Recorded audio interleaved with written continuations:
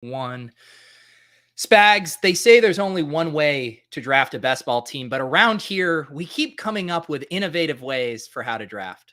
Yeah, there's a lot of people out there doing best ball streams now, and we're glad to see it. But we're going to go and pivot from that because Pete's breaking out not the randomizer wheel, I guess the off-brand randomizer wheel for today's show. We're going to spin the wheel, draft according to the strategy there. We also got some OTA news. Travis Etienne, the new Deebo Samuel. We'll talk about it after this intro.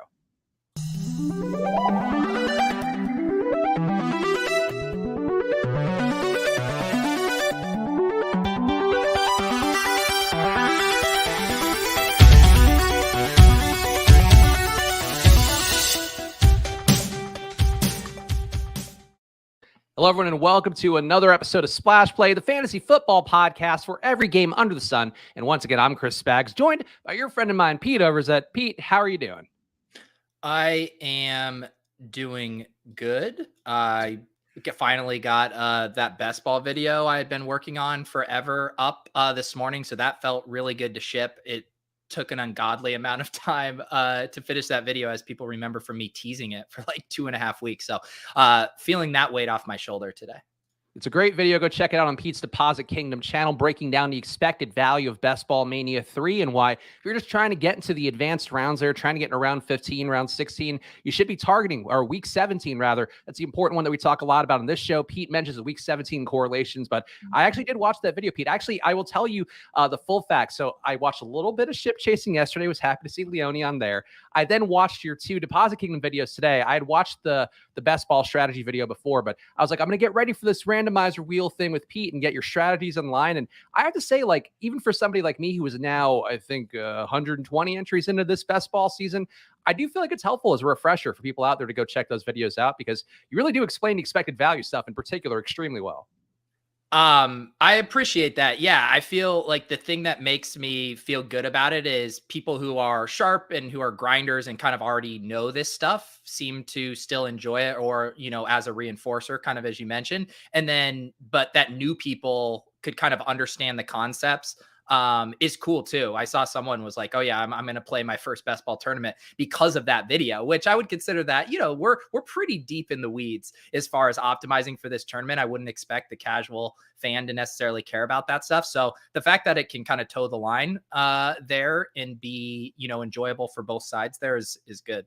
Yeah, we would definitely recommend, obviously, Pete, been doing the best ball stuff for years. As somebody, this is the first time I'm maxing out some of these best ball tournaments. Really can't recommend it enough. A lot of fun out there. I know Dricko, I've talked a lot about giving me some strategy. And Michael Dubner, Pete has a lot of great data from him over at Rotoviz. The Rotoviz guys in general, very sharp, but also just a lot of smart people out there. Mike Leone established the edge I was listening to before the show. So just go check some of that stuff out if you are new to best ball to try to catch yourself up to speed. And of course, we'll do the best we can on this show in between all the hijinks. And of course, make sure you are liking this video, whether it be on Pete's channel or the Splash Play channel, and subscribe to both as well, because tomorrow, 2:30, Pete, I actually have another monitor over here. I don't know if I could pull it up and show it on camera without it breaking, but you can see here, I've figured out how to size screens appropriately. I have another thing here to look at. I'm ready for my stream tomorrow before it inevitably screws up somehow.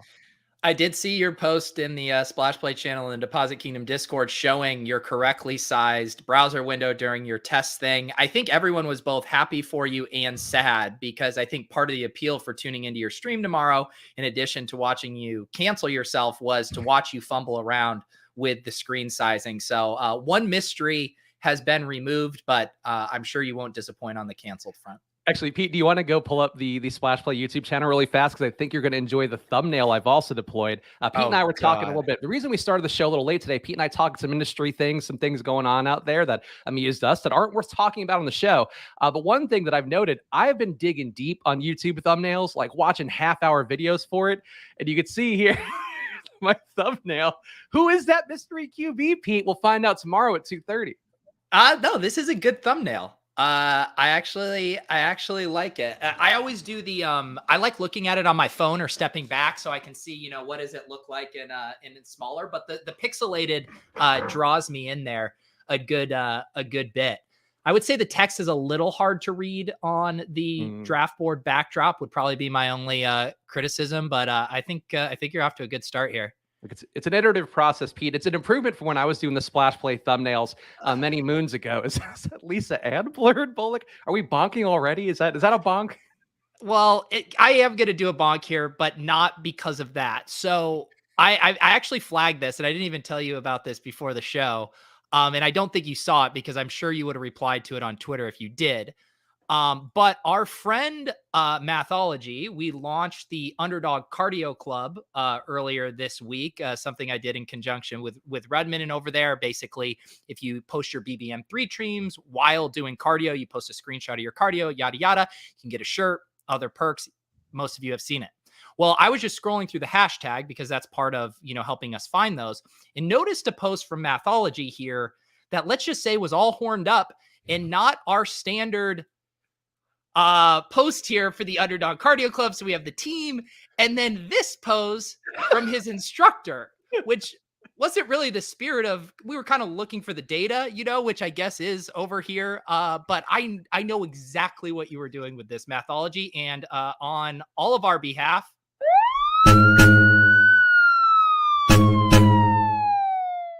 I hate that I always have to pay the price for the bonking, but I get it. The issue though, if he's going to go with anybody, Jess King would be the one to go with if you are going to have a saucy Peloton instructor on your screenshot. I think we all know that.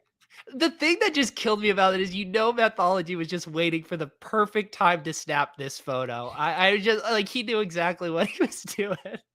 I mean, look, she looks like she's really motivating there, pushing you through your power zones. That's what we're all about here on Splash Play. And go check out the Underdog Cardio Club, of course. And feel free to tag me in those. I'm actually getting tagged in a lot of them, Pete, because of my pushback about how weightlifters should be included, especially in 2022. Just feels very divisive to tear us apart. Actually, like this. I had a thought about this when I saw you get tagged in one of those. It's like, come on, Spags, you think I'm not weightlifting? These aren't mutually exclusive. It doesn't mean that just because you weightlift doesn't mean you have a part. You need to be mixing in both cardio and weightlifting, Spags. So don't try to make this a one or the other thing. Not if you have an Apple Watch and you can time it out 60 seconds. Every 60 seconds, you're back to your lift. That gets the heart rate going, and I can tell you with science. Some of these chats I am not going to put up on the screen here. But yes, the Underdog Cardio Club is it's ramping up. People seem to really be enjoying it. I think we're gonna have a lot of members here at the end of June. My cardio is also, by the way, people saying I'm a zero cardio bro. I do play basketball. That's why I got the basketball hoops to do that. So that's my cardio. But another thing that doesn't count, because the basketball hoop's not going to tell me how many calories I burned. Yeah, I still have I've started doing some of my smartwatch research, so hopefully I can join the smartwatch gang here soon enough. So let's get into some of the news that we have going on here. Of course, OTAs going on, but the big news I thought that was pretty interesting. Ryan Fitzpatrick retiring at age 39. I thought a tweet from the Fantasy Life, Don / you're really one of the guys in fantasy that you just have to tip your cap to, who we've had on the show before, Matthew Berry, tweeting in 2005, Ryan Fitzpatrick made his debut and Tom Brady led the league in passing. Fitzy retires after the 2021 season, where Tom Brady led the league in passing once again, showing the circle of life. But I feel like we wouldn't be doing our job, Pete, when these guys retire and they are fantasy legends, fantasy icons to some extent. You got to kind of pay your dues. And Fitzpatrick, to me, is one of those guys where he aligns with two different parts of my life, where when I was doing the sports blog stuff, Ryan Fitzpatrick was the guy with the big burly beard who was making for a lot of fun clickbait type headlines. And then in fantasy, like, he's the type of guy that I love, that I gravitate towards a lot to on this show, just all deep balls, running, reckless, abandoned, high pick rate. But that's the fun of it when you are having a fantasy QB. So I'm sad to see him go, Pete. I actually had way too much of him in my best ball shares last year. Yeah, he had all the ingredients of being kind of a cult hero, specifically within the fantasy community. Just the way he played, which was really aggressive, always moving the ball downfield. He was always in play for, like you said, last pick in your best ball draft, a punt QB in DFS, just because he was going to be aggressive. And I know in season, we often talk about the backup QB archetypes and how there's like the one that come in and just want to game manage and they want to play really conservative. And then there's the Ryan Fitzpatrick types, which are extremely fun for fantasy, that just come in complete YOLO. Yes, it might result in a lot of turnovers. Yes, it might result in you getting hurt, but boy, are you at least going to make it entertaining. And I feel like Ryan Fitzpatrick always made it entertaining.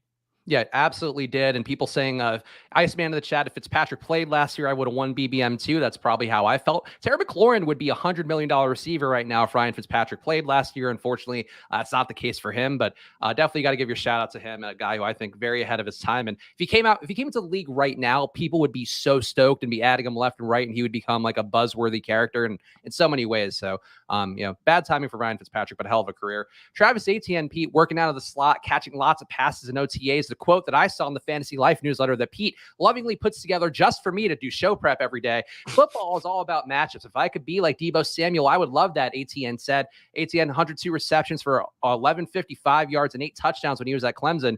And he's been working out of the slot, Pete. Etienne, we've taken as our anchor running back at some of the builds we've done on this show. And I'm stoked to hear it, man. I think he could be this hybrid back, and probably bad news for Laviska Shenault, but you got to pay a sacrifice somewhere, Pete, and that is to the altar of Travis Etienne. You don't have to say bad news for Laviska Shenault. There's no such thing as good news for Laviska Shenault, so it's just news. It's just more news that pushes Laviska further down the depth chart. I never really thought about that, how, one of our, parts of our relationship as working on this podcast together is you end up doing a lot of the show prep, getting the topics in order. But now I just realized you just open up my newsletter where I actually have to do all the work, and then you steal that. So the scales might now be tipping, Spags, because I'm doing the thumbnails, I'm doing all this research prep, and now it's like, what the fuck are you even doing around here? I'm just showing up, being great for morale, getting bonked by dogs. That's sort of the thing I bring to the table. But I know it's honestly really more that the Fantasy Life newsletter. Like, I do usually do show prep. I'll when I have time, I'll read the Athletic and stuff. But time's been a little bit scarce for me lately with the baby, with the job responsibilities kind of creeping up. So I just read the Fantasy Life newsletter, and I know you have to fill that somehow. And usually that's with the 5 best tidbits that are out there. That's right. It is right. I definitely recommend. I assume most of you guys subscribe to it, but we have really overhauled things there in the past couple of weeks. We have a new system, new layout, lots more contributors. We're going to be moving to 5 days a week here soon as the summer ramps up. I was super stoked. We got to deal with Underdog too, which gives me lots of permission to do more best ball content. So yeah, hop over there. I have the link down below to subscribe. Free newsletter written by me and a bunch of contributors. I think you'd enjoy it. Willis pointing out, instead of doing prep, I'm doing best ball drafts. In a lot of ways, that's the best prep you could do for this kind of stream, I would say. The ETN things overall, Pete, though, does he move up for you at this point? I feel like he's probably about as high as he's going to get, right? He can't get steamed up any higher. I think he can get steamed up a little bit. To me, like I said, the Deebo quote is fun. It definitely gets the juices flowing. I mean, my takeaway on it was this is just really good confirmation that they want to use him in the passing game, which we kind of knew was going to be the case when he came into the league. He was a good pass catcher at Clemson. It's kind of why we got excited for him with fantasy. So I find his price to be very palatable in the mid-5th. I could see him creeping up into like the mid to late 4th if we continue to get really positive buzz. But I do agree with you that he's ultimately going to probably be tapped out there, because I'm just guessing the fantasy community still doesn't think of him as someone who has like true 3-down bell cow upside. But I would argue that that's kind of a narrow viewpoint on him, knowing when we've seen some of these guys like Kamara, like DeAndre Swift, who, as long as the majority of their production is through the passing game, if we can just add in a few other high value touches around the goal line, then you're just as valuable, or, on par with some of the true, 3-down backs. So I think ETN has that profile. It would not surprise me at all if ETN is like a 1-2 turn pick next year. Yeah, I think that's a fair take, and certainly a guy I'm intrigued to see on the field after he missed last year, and certainly the injury to James Robinson coming off the Achilles is going to increase the runway for Travis Etienne to get going, especially in these OTAs. Michael Carter gave a quote saying there's enough for all of us to eat in response to his and Breece Hall's roles as Jets run back. That's the kind of thing I want to hear, Pete, as somebody that's deeply overinvested in Michael Carter. It will continue to be as long as his ADP drops, but I feel like to me it's just been clear cut since we did that ship chasing draft show. Like, Michael Carter's a pass catching back. Breece Hall will catch some passes, but he's the Jonathan Taylor. Maybe Michael Carter ends up more of a Naheem Hines and ends up off the field a little bit more, but he showed enough last year that I feel like he's still a 10 to 15 touch back. And for me, that's probably enough in this offense. Yeah, that quote was funny too, because it's like, of course, Michael Carter is going to say there's plenty of mouths to feed. It's like, let's ask Breece Hall. It's be like asking I'm going to botch this analogy. I was trying to come up with an analogy on my feet. I was like, to be like asking an ex-wife about the new girlfriend and how much attention they're going to get. But I can't land the plane on this one without getting bonked, maybe. But yeah, I know you have drafted a lot of Michael Carter. I still like Michael Carter too. I think he's going to catch some balls and just be a huge contingent running back play if Breece Hall were to get injured, or maybe Breece Hall's not good. Like, I don't hope that's the case considering I've drafted a lot of him, but it's possible. And we've seen a lot of times with these running backs come in and it's just like, they're not ready or the team doesn't trust them for some reason. And then the incumbent plays a ton. So I still like getting shares of Michael Carter. Yeah, I'm glad you say that because I will continue to do it really until every last dollar of mine is spent. But I just think lower ADP back always going to be something that is going to make sense. The other news item I thought was interesting that you had, Pete, but I'll defer to you if there are any others. Austin Hooper been the apple of Ryan Tannehill's eyes so far. Titans OTAs, which I think is something that I might have discussed with you on the show, where I've just been taking him a lot in that 17th, 18th round in my Ryan Tannehill bailout stacks when I get sniped and all the other QBs out there. I feel like Austin Hooper, kind of solid veteran guy who, demographically, probably Ryan Tannehill is stoked to get to hang out with a similarly washed up player who's just hanging on to the league by a thread. But I feel like overall, like Austin Hooper with Treylon Burks sidelined at least a little bit, not a full go yet in OTAs to start. It feels like Austin Hooper probably should be getting drafted a little bit higher, or at least reflected as a part of this offense more meaningfully. Yeah, I mean, stuff is wide open there. There's just so much uncertainty with AJ Brown gone. I mean, yes, we're all excited about Treylon Burks, but he's a rookie. There's lots of uncertainty there. Robert Woods coming back from injury. How does he fit into this offense? Austin Hooper new. So you could see things shaking out in a variety of ways, but what's our phrase? The steady drumbeat. I continue to hear stuff about Austin Hooper. He's not a sexy pick, but I definitely want to start mixing him in as you grab Treylon Burks in the 6th or 7th. Maybe you grab Ryan Tannehill as in your punt QB build, and then tack on Austin Hooper late because he is still super cheap. Yeah, Bullock summing it up well. Don't have the confidence to throw it outside. So here, big target over the middle, take the ball. That is certainly a pathway for value that a lot of guys have had in the past, and certainly could be Austin Hooper's case after a down year last year for both the Tennessee Titans tight ends as well as Austin Hooper in Cleveland. Anything else, Pete, you want to hit on, or do you want to dive into our spinning the wheel here to make the deal in an underdog puppy draft? Yeah, let's dive into it. So this isn't going to be a true randomizer. We're not randomizing for every pick. God help us. Randomizer is officially going to kick off a week from today on Thursday evening. I'll have more details on that, but I thought we could get warmed up here. I was kind of thinking 2 wheels. So this first wheel to dictate if we're going to do a 0 RB, hyperfragile RB, and anchor RB draft. Also, I feel obligated to point out, I give Spags a hard time about going into drafts with a preconceived way to draft, which is exactly what we're going to do here. This is just for fun. And I think will give us some fun challenges. And then I was thinking we could have a second wheel that gave us another kind of thing we had to do, whether that was elite QB, elite tight end. Chat, if you guys have any other things you'd like to see on that secondary wheel, put it in the chat. But does this all make sense here, Spags? Yeah, I think so, though. Derek Richard in the chat bringing up a good point. No robust RB option. You took out the superhero RBs, the robust RBs. Where are we for all the second tier classifications? What if we... So the thing that I actually think will be fun with this is that I think we're still allowed to bend these, right? So if we say anchor running back and we want to still grab a wide receiver in the first and then grab, say, Swift as our anchor running back in the second, or even, J.K. Dobbins as our anchor running back in the 4th or something. I think we can bend these. The reason I didn't put robust RB on there is because I only put good strategies. And I thought we still ultimately wanted to draft a good team. Terrence bringing up a good point in the chat. If you're locking yourself in, you might want to do a mock draft, or you're burning money with such a large audience. Pete, I think we're willing to burn the $5 here for the sake of entertainment. Yeah. One, not worried about $5. 2, like I said, we're still the goal. We're not punting this off. Like that's the hope. If you want to worry about punting money off, it's me and Spags trying to get in the same draft at the same time, ending up in runoff drafts, getting auto drafted 4 QBs. That's where you should be concerned. We are going to draft a good team here. Do not worry. So I'm going to go ahead and spin this. Let's get the first leg of our challenge here. I know what Spags is rooting for, but he's not going to get it. He's not going to get it. The worst. He's not going to get it.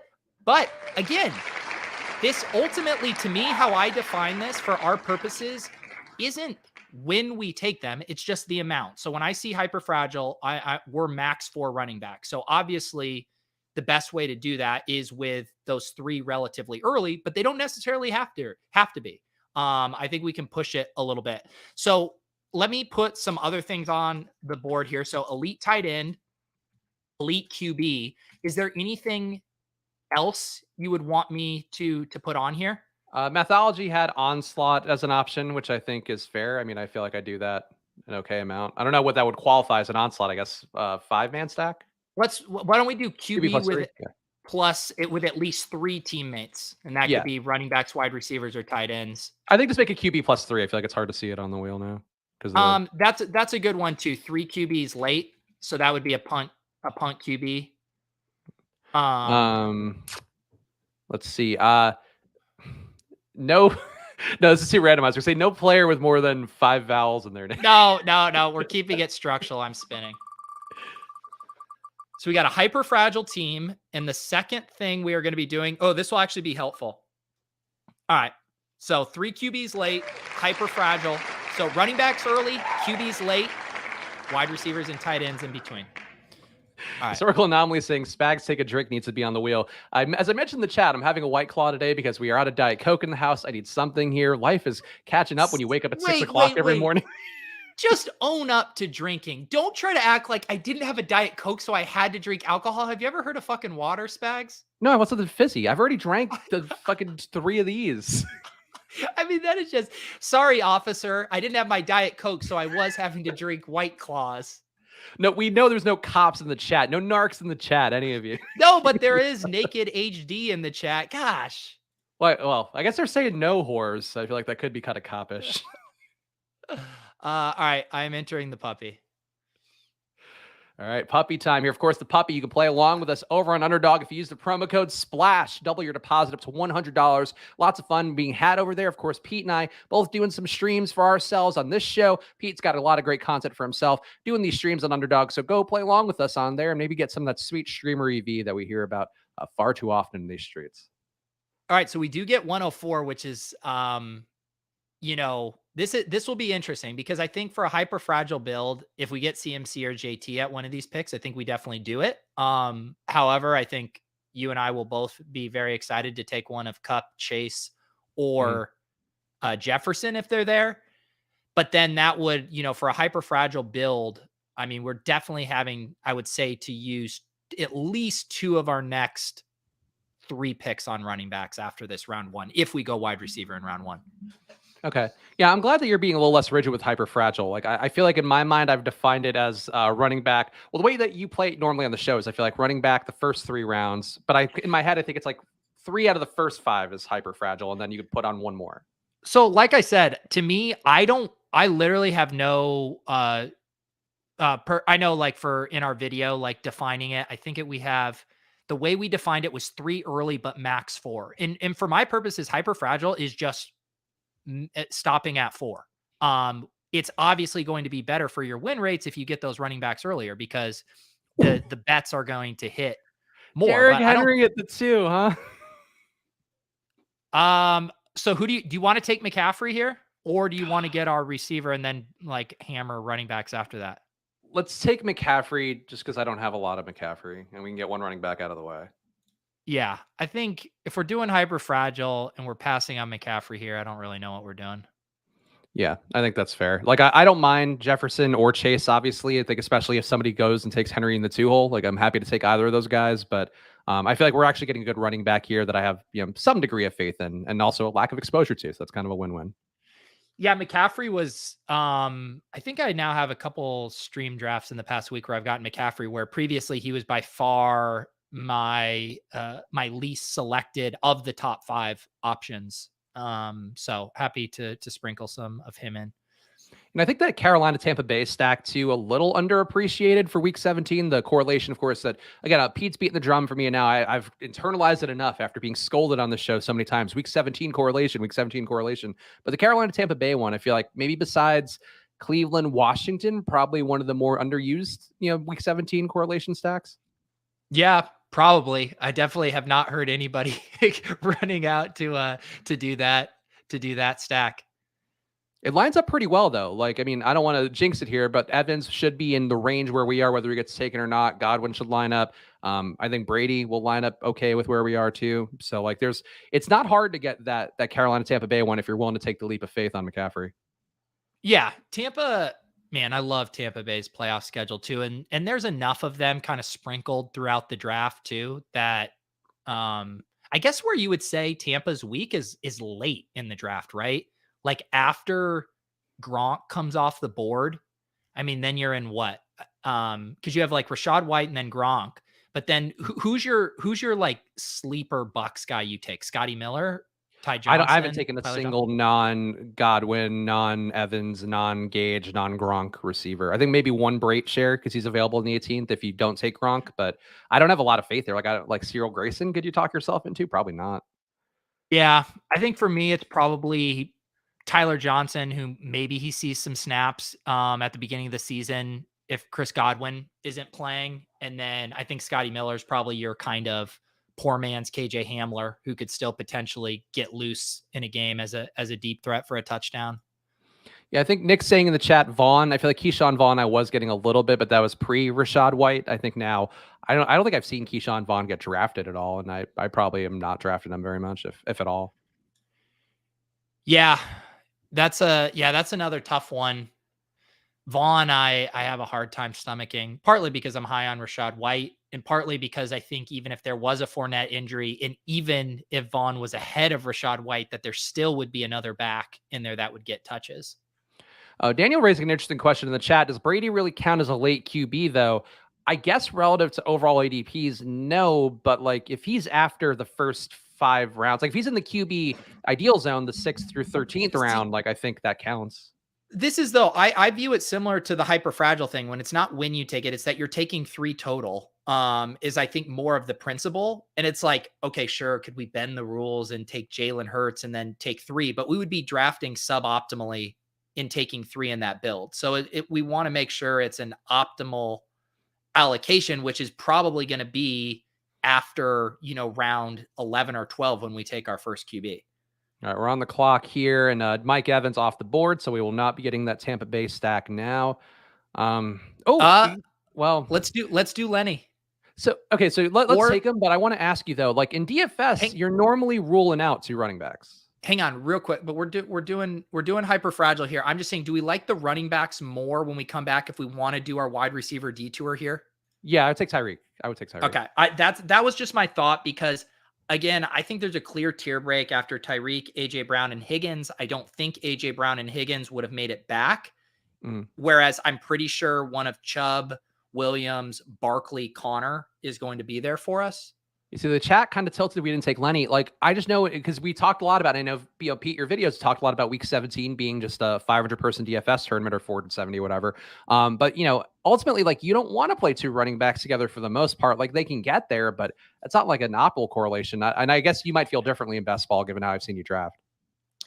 Yeah, I'm kind of with you.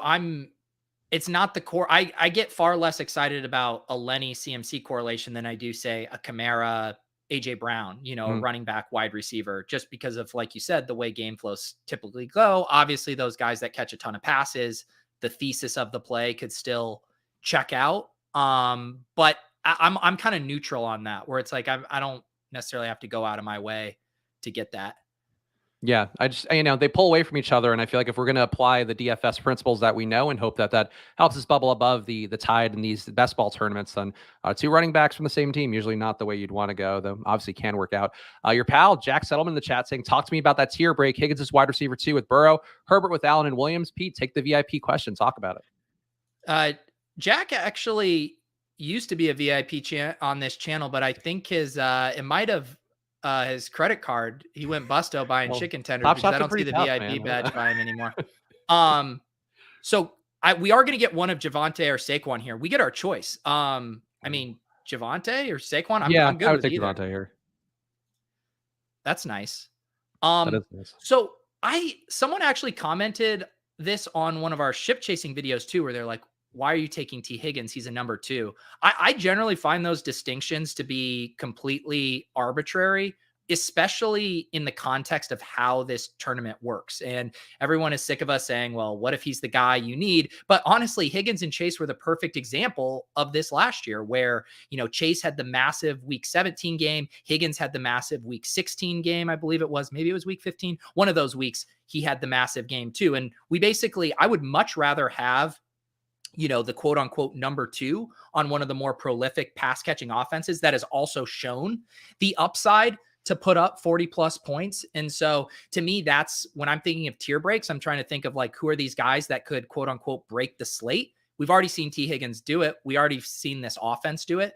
And so Higgins is part of that, that last bit of guys who I think can do that at the 2-3 turn. And I would say too, for really the week 17 correlation stuff, like I'm just correlating or trying to get to the games, especially that I think are going to have over a 50-point implied total for that week.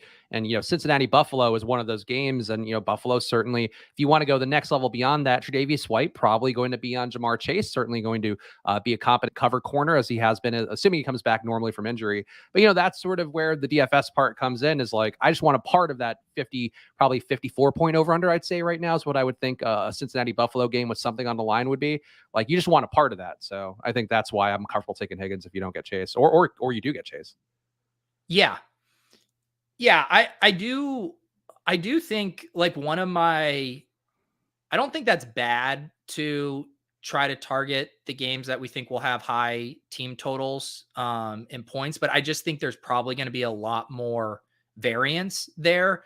And it kind of goes back to, you mentioned like the Cleveland Washington, where it's like, and I probably should have even driven that home more in my video, this idea of, we're probably going to be pretty bad at predicting which of these games actually shoot out week 17, where we know we just want correlation, period, wherever we get it. So I do think the Bengals and Bills is such a fascinating use case, because at first blush, it looks like this awesome game. But then you start to think in the cold in Cincinnati, week 17, Buffalo Bills defense being pretty good.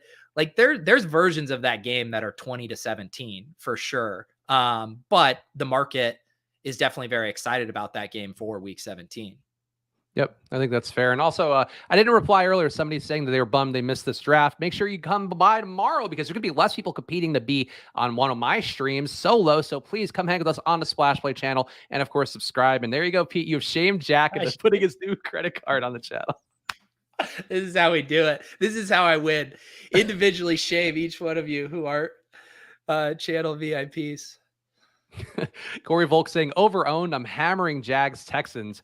I don't see anything wrong with that either. Like, I think it's what Pete just said. Like, any of those week 17 correlations, go for it. But, I think you want to try to pinpoint a little more towards the ones like, the Rams, Chargers, the like we talked about, Cincinnati, Buffalo, like, Denver, KC. Like, those are the ones I think that stand out the most. Jay Brooks says, Best Ball Daddy, I don't know if you're talking to me or Spags. You're talking to me since you invested into Underdog. Can you please tell them to put an option for sound notifications? Spank you. Lots of undertones in this $4.99 chat, Jay Brooks. Yeah, they do have my phone will vibrate. I get the shaking thing when my thing is, but you want like a bonk, bonk, bonk kind of notification or something like that? The horny dog comes out to play. You also, Pete, you get it on your Apple Watch when your time's up, which has been helpful for me. We're on the clock here. Okay. I think we take my dude Breece Hall here. I am comfortable with it. Yeah, I mean, Sutton would be a guy I could advocate for, but I think let's get running back done. Or Kittle, though, elite tight end. You're right. All right, we can do Kittle. That wasn't part of our prompt.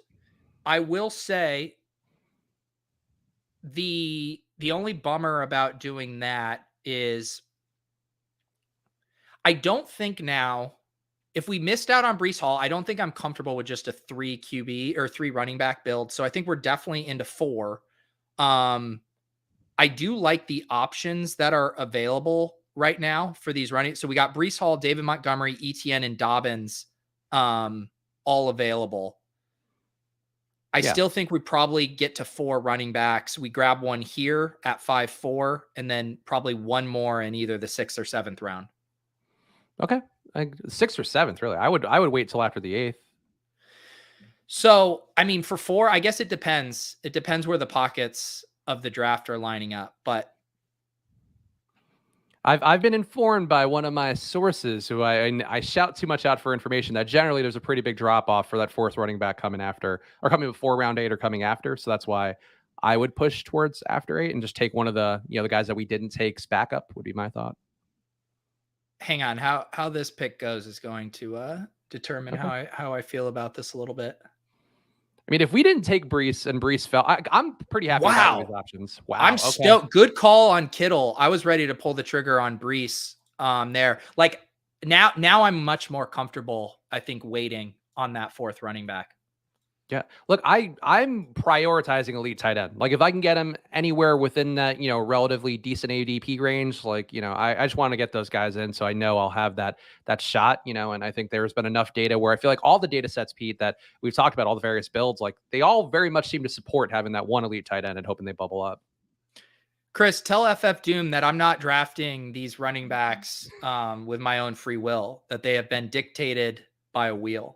That's your FF Doom. He did in fact rig a wheel before this to give us a preamble to make it look like it was completely random. We're drafting all these running backs. Let's see here. Short Gamer, you were in the shame zone with Jack and became a member as well. Thank you. It's funny too because there are a lot of great guys in chat. Like I don't want to name the names right now to shame them because I think they do such a helpful job making this feel like a thriving community. But there are some names here who are regulars enough, Pete, that I'm confused by them not having avatars. You know what? I think everyone's kind of saving their money to kind of throw dollar bills at you on your stream. You're going to be kind of more like the stripper where they, put more bikinis up on screen. Spags, here's $1. So Bullock saying, we get it, Spags are shaming me. To be clear, I'm not just shaming you. There's a couple others. But Bullock has DM'd me on Discord, and I assumed he must have been in the community. So because your thing connects with the ship chasing one, right? No, they are separate. They are separate. Okay, that might be why. That might be why. Okay. Yes. Discord confuses and scares me as somebody over the age of 35. That would be if there is some sentient being behind those sex bots. Like if you want to just do the best bit of all time and have your sex bot become a member of the channel, I would look. I think naked Tinder, no whores, whatever, has been a longtime fan of Splash Play from what I've seen. Look, I explained this on, I think it was Best Ball Breakfast, maybe it was Splash Play. Guys, I get in these drafts with you, and you draft all the wide receivers. My Underdog Cardio Club draft I posted from Wednesday was a 0 RB draft. When I'm not drafting with you guys, I can actually execute 0 RB in a way I enjoy. Look, if you want to watch a 0 RB draft, tune in tomorrow at 2:30 because I can guarantee you no running backs might be taken in the first 8 rounds of that draft. Spags needs a strip pole for the solo show so he can get the full experience of throwing one. Spags with his white claw spinning around a strip pole. I can totally imagine it now. Nana Pete would be tuning in then to see that sweet derriere twirling about. Yeah. Man, I might need to go get a seltzer and then hope that all the seltzers I have stocked in my fridge are magically gone so I can pour a vodka soda. Whoopsie. And then if that's out, you gotta like what's strong? I guess like an absinthe. And if that's out, then straight heroin, baby. Oh my goodness. I was thinking too, because we didn't do the offseason episode draft because basically, I know we talk a little bit about the show meta on this and what we try to do behind the scenes. We're going to do the same thing we did last year where we just do random shit all summer long to fill it. People like best ball drafts enough. We don't have to do that.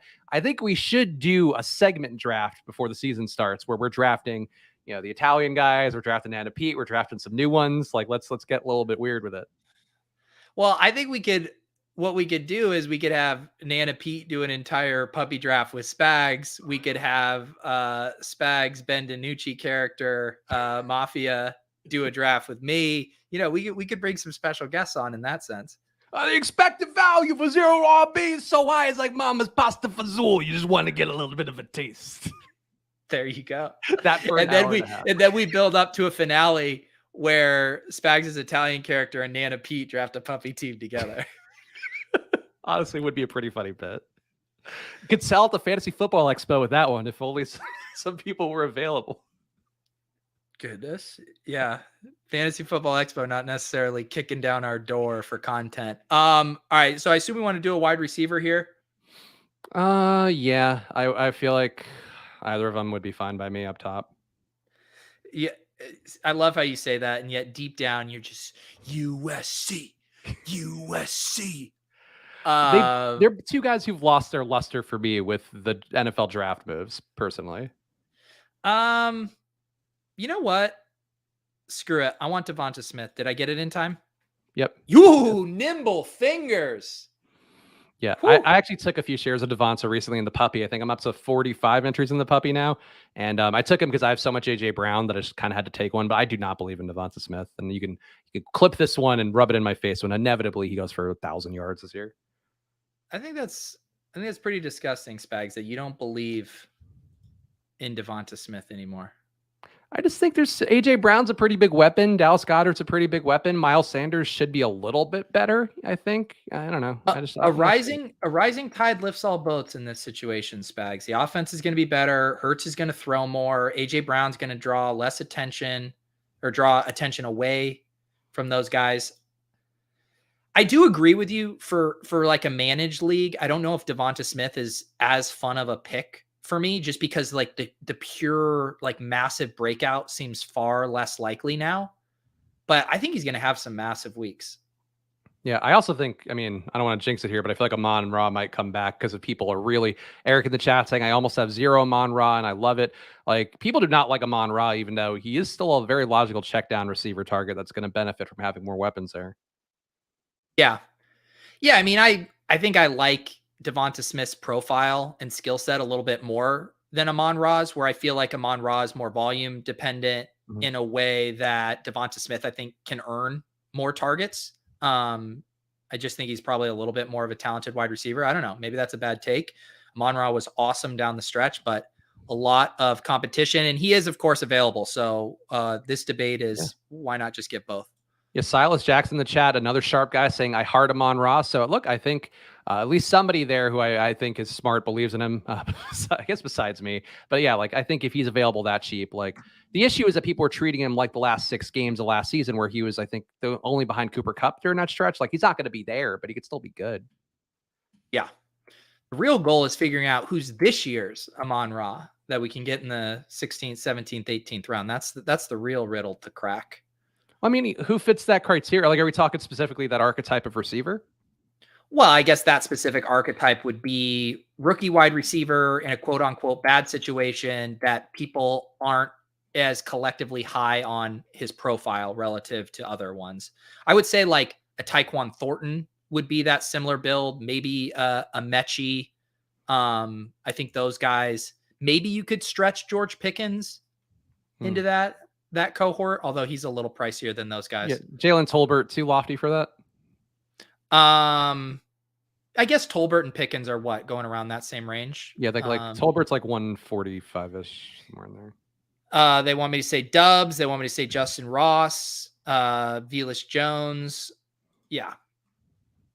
Yeah, Velus Jones, and this is not, a perfect analogy, but Velus Jones to me feels a lot like Mike Davis, where like if I let myself start spinning out, I'm like, well, they have to give him the touches. Like they put his locker next to Justin Fields. He's the rookie. He's coming in. Like he could be terrible because of the, but the situation on paper looks pretty good for him to come in, and he just has to beat out Byron Pringle, and he'll be getting a ton of snaps.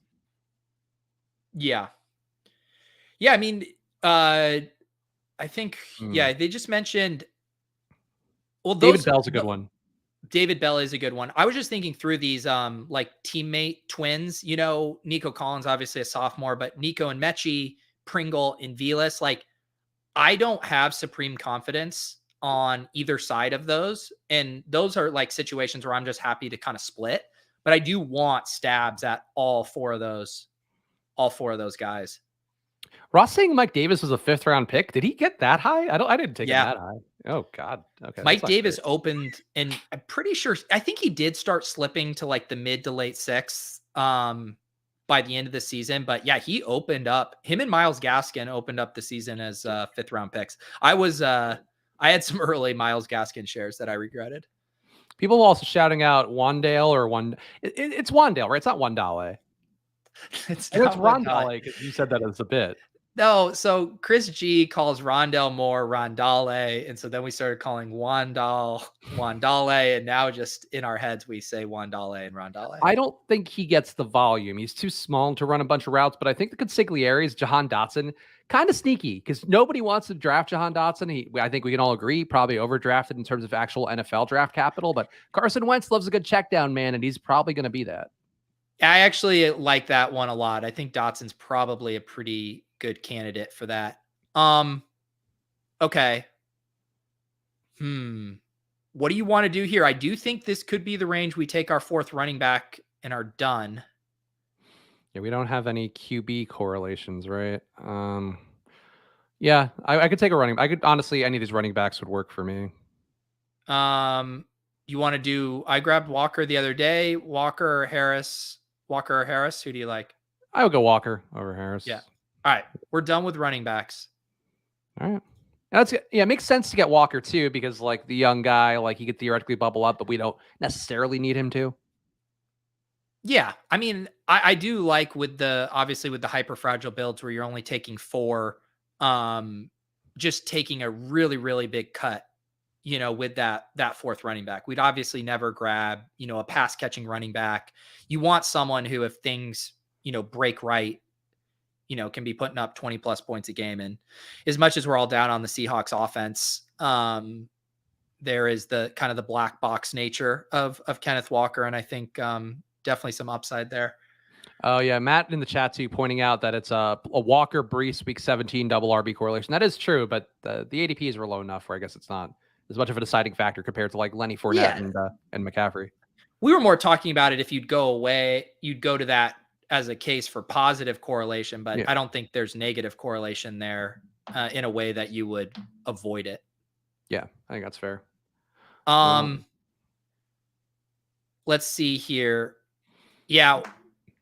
We could go QB. Because we're going 3 quarterbacks late, we could also, Goddard, if Goddard falls here, we already have Devonta Smith. We'd be done at tight end, and then we'd exclusively be quarterbacks and wide receivers the rest of the way. Or do you have a wide receiver you like here? I also don't mind MVS. Yeah, there's no week 17 correlations, so I would take Goddard. Well, we have Denver and MVS.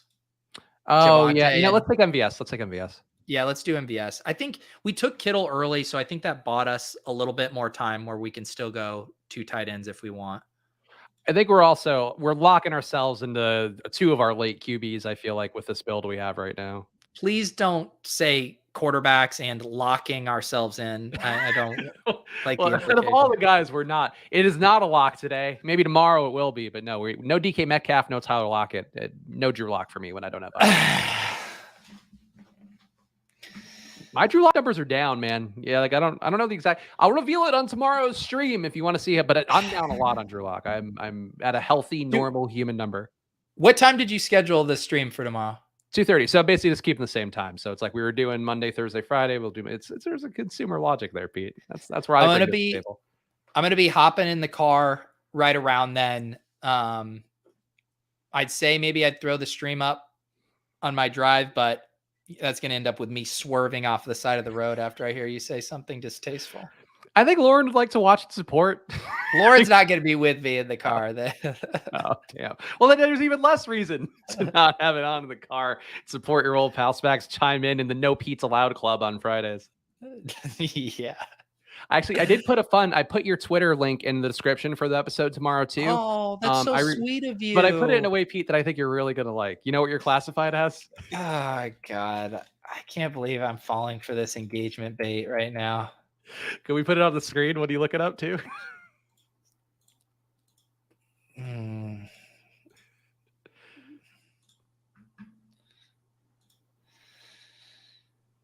What am I saying? And Pete, I guess he's more of an entertainer than a data guy. Thank you, Spags. Look at that. I love that. Look, Spags even sneaks his Instagram handle in here. I mean, this is just disgusting. People might want some baby pics, I don't know. If you want baby pics, go to Instagram. You want occasional tweets about Dalmatians related to the NFL schedule, go to my Twitter. Yeah, we never kind of got a postmortem on that tweet from you on the show. I mean, that was pretty big for your Twitter engagement. So Pete and I talked about it. It actually did do pretty well, and then I got engagement from people who normally don't engage with me afterwards because I think of the volatility or the velocity of the engagement that we got because of doing it on the show. So yeah, I was getting verified accounts replying to me, and I texted Pete about it. I'm not going to shout anybody out here, but some replies I think that I don't normally land on their feed that I think I got on their feed because of that. Yeah, at this point, I am surprised Spags didn't sneak his Venmo link in there while he was at it. $1 to Chris Spags on Venmo if you want to tip me. That actually reminds me.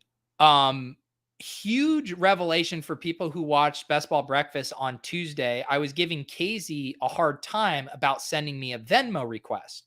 And Casey, you guys remember, he was the one who took me up on the Drew Lock bounty on Splash Play a month or so ago when I said whoever drafts him gets 25. I got a request from someone that I assumed was Casey. I accepted that $25 request, even had similar initials.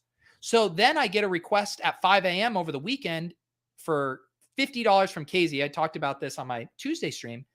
And then Casey sends me a message. He's like, dude, I have no idea what you're talking about. If I sent that, like that was an accident. So I sent him a screenshot. I was like, here's your request. Casey goes, that wasn't me. And then I go, that was who I sent the $25 to for the Drew Lock. And Casey goes, I never requested that. And I was like, I got the request, assumed it was you because it came right after the show. So I got fucking catfished by a Casey rent seeker. Can you believe this? There's people out there stolen valor on Splash Play bounties. That is pretty. We are on the clock here. Also, some troubling news matriculating through the chat right now, but let's make our pick here. We sure we don't want to take a QB now that we're not late enough? I think we should, for the sake of this video, we should push it a little further. Oh boy. I guess Tim Patrick. Get some more Denver. Yeah. Yeah. I will say if one of these, now that we're in, I would say for round 11, we can lift the QB ban. So the news that came through, Pete, that Silas posted in the chat, I'm getting tweeted from $1 million Best Ball Mania winner Liam Murphy saying, Chris Spags, reports Seattle would sign Mayfield if he were cut, according to NBC Sports Edge. Look, we'd all sign somebody if they were cut. Like, it's all about the contract coming in. Maybe you bring in Baker Mayfield, Drew Lock, slays him like a dragon, takes over that winning spot. You get even more confidence in him. There's a lot of ways this could work out. I'm not going to panic yet. See, it's nice that Spags has his own LaVisca now, where there is no such thing as good Drew Lock news. It is only news. It is only him sliding further and further down the depth chart. He is now QB3 behind hypothetical Baker Mayfield and Geno Smith, and probably Chris Carson, who gets converted to quarterback as well. It's just him and his fucking graham cracker spine out there playing QB. These together. Bots are out of control today. Guys, save it for Spags' stream tomorrow. I like the one with the drip emoji because at least that's Splash Play. Yes, they are. They are on brand. Thank you for that. Stop being cowards and become VIPs, sex bots. I bet that website's not good. I'll go on that limb. Okay. I think we have to take Aaron Rodgers at pick fucking 124. I wanted to take him the last few rounds, so yeah, you could take him. I mean, come on. Cheap. Willis asking, cheaper than Tinder. That costs money now too. To upgrade. From what I remember from my waning single days back, way back when, before the pandemic, paying for Tinder Gold, you guys got to do at this point. You got to pay to play, just like Twitter engagement. You got to pay to play. What is Spags? Before I really got to know you, you had like a Patreon podcast, right? That you would do for members. What did that have to do with Tinder? So that was not I would do a Tinder roundup. My thing at Barstool was I would round up like funny slash methodology approved screenshots of Tinder girls that people would submit in. And it was like one of the most popular things on Barstool my like last 3 years there, I guess, where it was getting like 250,000 page views a week. Like it was like a crazy thing that I was trying to figure out how to monetize. And then when I left Barstool, I'm like, shit, I need to fucking figure this out. But didn't do it immediately. I waited after taking the summer off and then did it. So like I ended up with 10,000 email subs or something. But I just like, if I'd done it the second I left, I probably would have had I would have had Pete Overs at solo, content creator money. I think, wow. Aim higher, Spags. But no, like, yeah, it was the Tinder roundup was like a very popular thing. Like there are people of note in media who used to hit me up and be like, "Oh my god, that's my favorite thing. I'm married." But like, yeah, people were very into the Tinder screenshot thing way back when. Way there it is. Behind the actor's studio, the bonk origin story for This Chris is also my Spags. 5-year anniversary this week, Pete, of the Rihanna situation. So it's a lot of things kind of rolling in. Wow. Yeah. For some reason, if you would have asked me, for some reason, I think I would have guessed like that was 7 or 8 years ago, 5 years ago, huh? Yeah, I mean, it certainly feels like that, like it's been a longer period of time. But yeah, this is a 5-year anniversary, and I quietly let it go by. I'm sure I could have tried to like you hit up Dave and go like, "Hey, let's do a fucking pot." I don't need it. I don't need it at this point. I'm comfortable with the community we're building. I don't need to go bringing in some acid. Yeah. You're now reformed. You've been to rehab and now you tweet out gifs of Dalmatians instead of celebrities commenting on their weight. That's true. What a return for me. No, guys, come on. Do your Spags research on your own time. Have a fun night. Get stoned. Start Googling Spags, Barstool, Rihanna. Enjoy it. Get out of here. It's a ruinous thing that was not reported correctly, and it's not my favorite thing in the world. But hey, maybe we'll talk about it tomorrow because tomorrow I'll be having some IPAs, not these Diet Coke style White Claws. I'm actually surprised. I thought that was just deeply embedded within Chris Spags lore. These guys are still so new to the Spags verse. Yeah, look, I mean, people don't realize that I was the main character on Twitter for a day, and it was incredibly traumatic in a way that really, really changed the course of my life. No, you guys go read up on it, and then you can ask Spags follow-up questions later. Also, Matt joined VIP 15 minutes ago too. I don't think I saw that notification, but Pete, we're really converting some sales today for some reason. That's right. Well, I think shame is just really a powerful thing. I've always had a hard time knowing how do I market the VIP stuff. We have some fun private channels in the Discord. You get the badges, you get merch discount, all this stuff. But ultimately, the best marketing tactic is just shame. I think it's just shame. Yeah, I agree. Look, the shaming is a powerful tool. Actually, one of the YouTube optimization videos I was watching yesterday was like a guy. I would give him a shout out too. Channel maker, if you are a person out there who wants to do what Pete does, and try to build your own channel, go check that Channel Maker channel out. But he was talking about like one of the biggest revenue streams is just soliciting people for money, like whether it be through the chat thing or through like Venmo. And like apparently that's one of his biggest income drivers, which I thought was interesting. Dude, Tua, right? With Tyreek? Yep. Yeah, it's easy. I'm just making sure we're not missing anything glaringly obvious, but that seems pretty nice. Yeah, and I think we got a couple outs for our third late QB. So this build ended up better. Like, I'm not the biggest fan of drafting all these running backs early, Pete, but I think our wide receivers could be better, as somebody pointed out from Denny Carter, that perhaps that meme might be applicable here. So here's the thing, right? So we're gonna get to 3 quarterbacks as dictated by the wheel. We're done with 4 running backs, so that puts us up to 7. We're gonna try to stay at 2 tight ends, which would get us to 9, which means we can get to 9 receivers. So we can still draft 4 more receivers here. We're 4 more receivers, 1 more tight end, 1 more quarterback. Short Gamer asking a good question here. If Baker signs with the Hawks, what would his ADP be? It's actually an interesting one. I think it would still be like the 15th. Like he's in the Carson Wentz range, maybe a little bit better than that. Let's see. Yeah, we were talking about this a little on Ship Chasing last night and how big of a projection jump it would be for the Seahawks receivers if Baker signed. I think it would be much better news for DK and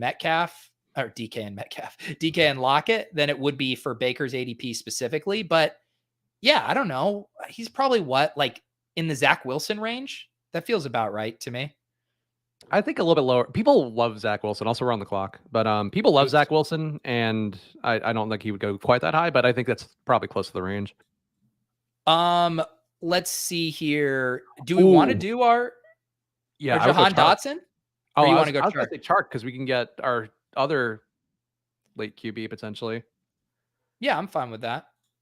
Yeah, just feel like wanting to get the double stacks. I feel like might have been you talking about it. Somebody was talking about double stacks recently that I was reading. I've been consuming way too much best ball content as the main takeaway. But double stacks, I feel like had a much higher advance rate than the skinny stacks. It is. Would you say in general, do you have an addictive personality, or would you say you've just truly fallen in love with best ball? I've fallen in love with best ball, but it's scratching an itch that I normally would have for DFS that I don't like. But I also I like new knowledge accumulation. Like I like getting good at something. Like part of the issue with me with playing DFS after I had the big wins at NBA was like, I didn't want to keep doing it because I knew I was now like going to just decrease my EV most likely over the course of time. So like best ball to me is like there's still upside on the expected value. Yeah.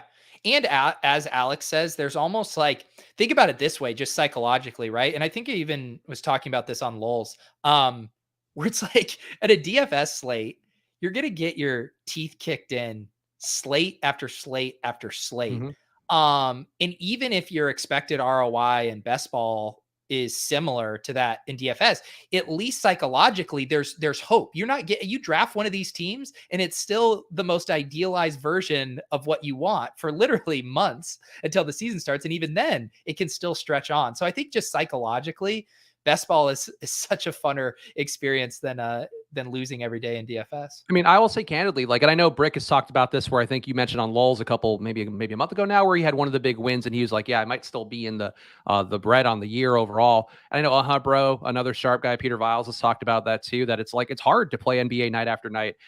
For me, like, because I haven't played the last 2 months, like I can enter all these tournaments, I guess, besides maybe the big dog and max them out. And I will have spent less than like if I had just gotten hammered at NBA over the course of that like 2 month span. Because that's just how NBA goes. Like it's hard, man. Like if you go after it hard every night, you're spending like 4 to 8 hours a night to lose your money, which is like the worst experience possible. At least this is kind of like a video game to me.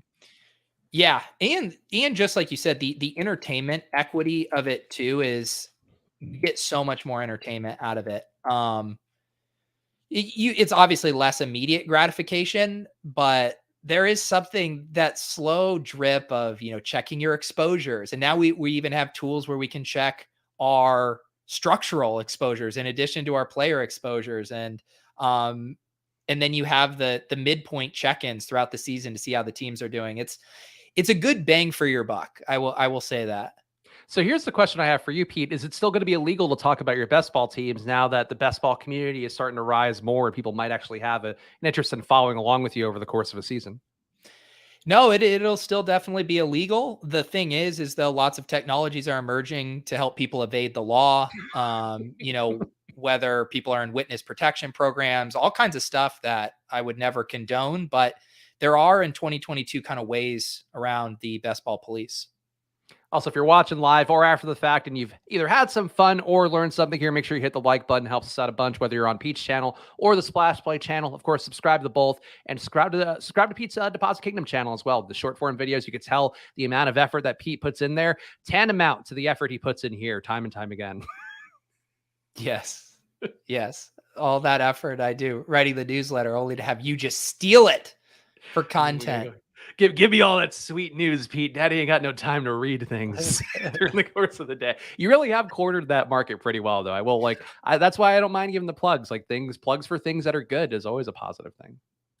All right, let's talk through this decision here. I will say, because we have Rodgers and Tua, who, if we weren't dictated by the wheel to get 3, I would be plenty comfortable just rocking these 2. I think we can like push quarterback super late. Like even if we want to get like a rookie backup quarterback as our 3rd, I think we can. So I'd still focus on wide receiver or tight end here. Pickens I like a lot. Anything else jumping out to you? Pickens, Palmer, or Hamler would all work for me. Yeah, I'm looking at correlation stuff here. Yeah, we already have Patrick, so it feels like it might be pushing it with Hamler, but like you could have talked me into it. Yeah. I think we could add to our Seattle stuff and with the Jets with Noah Fant, or did he just go? No, he's still here. I do think we should probably grab one of these 3 tight ends here if we want to be done. Like Kittle with Hurst, Kittle with Ingram. I start to feel a little shakier, I guess, in a 2 tight end build. I think I would prefer one of these guys. Okay, I think that's reasonable. I'm comfortable with taking any of them. Everett's ADP is starting to steam up since we talked about him a couple weeks ago. I feel like he's up to 170, and he's in a range where he was like basically in Hooper territory for a while. Yeah, I do think he's been one of the kind of more mispriced guys on here. I guess I don't really know why Gerald Everett shouldn't be going, in the same range as Cole Kmet, Hunter Henry, Njoku. Like he seems very much like he should be part of that cohort. Yeah, I agree. Like, I think people might still think that Jared Cook is on the team, which he's not currently. He's not on any team currently, and that could be part of it. Maybe As Parham our too. guy Ivan here, Gerald Everett's ears burning as he triple taps tight end. That has to be Ivan's first tight ends, right? He didn't have one before that. If he did, I would riot. Yeah, it's like Ivan's too sharp to have done that. I like Ivan's team. I feel like I've been quietly eyeing him. I think he did a good job out of the one hole. Wow, you liking a team with early running backs drafted? Who are you, Spags? I thought you were a 0 RB pro. I actually have grown to like the back-to-backs if you get either Taylor or Cup or whatever in the 101. Because like you really can, like you don't have to worry about ADP as much. And I don't have to self ADP shame for taking guys that like you just know won't be there the next time you come around. I do. So those tight ends went off the board. I think Fant definitely makes sense for us here. I'm okay with it. Look, with Baker Mayfield in tow, how could he go wrong? God, these bots, where do you keep coming from? Splash. It's a splash. I love splash play is what those emojis said. All right. So we're done at quarterback. We're done at running back. We're done at tight end. And we're not done at quarterback. We had to take 3. Oh, you're right. You're right. So 2 more wide receivers, 1 more quarterback. Yep. I think I know who I would like our quarterback to be. Did you make a Baker Mayfield clip? I did not make a. What would? I mean, honestly, I feel like that would be so much work. What? Someone changed their account for the bit? Yes. Very funny.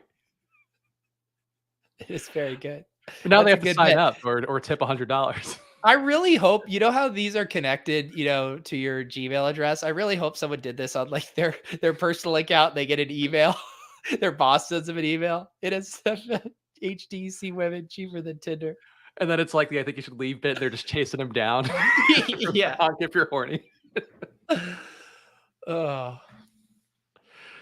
Oh man, pick Baker last. I will not support Baker being picked in the last pick. Baker Mayfield shouldn't be getting drafted right now. I'll say that. When he's signed, you want to draft him fine. Right now, you're making a fool's errand. There's no way we're taking Drew Lock. I mean, we do have a nice little stack with him. Nice little skinny stack. Could even get D. Eskridge if you want for the late spin. So stack options we have. We could do a backdoor stack with Mac Jones, with Tyquan Thornton, Jared Goff to pair with DJ Chark.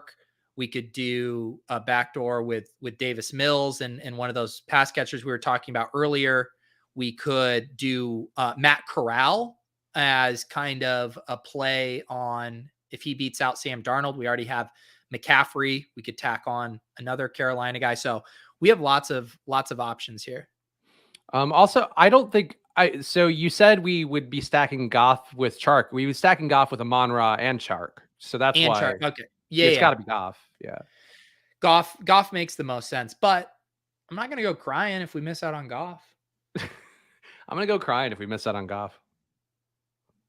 Losers win again, asking, what are your guys' thoughts on Julio Jones? My thoughts would be probably not take him right now. Like, I feel like that's an Antonio Brown thing where would it shock you if he doesn't actually land anywhere? Who? Julio Jones? No, he's going to play somewhere. What if he doesn't want to take the minimum? Like, what if he's one of those guys where it's like, oh, I'm not playing for less than 10 mil. Like, I'm not paying Julio Jones 10 mil. I mean, I don't want to go on record and say there's a 0% chance, but I would say it's, I don't know, 95% chance he signs somewhere. Wow. I think it's under. I would think it's 50-50, maybe under.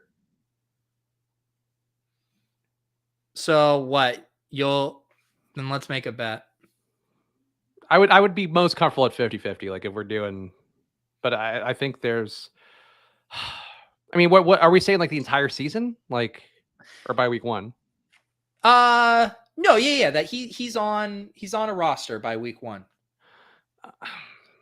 I think there's a chance. I mean, maybe he gets signed and I think there's enough. I would take that bet. I'd take $100 bet on Julio playing.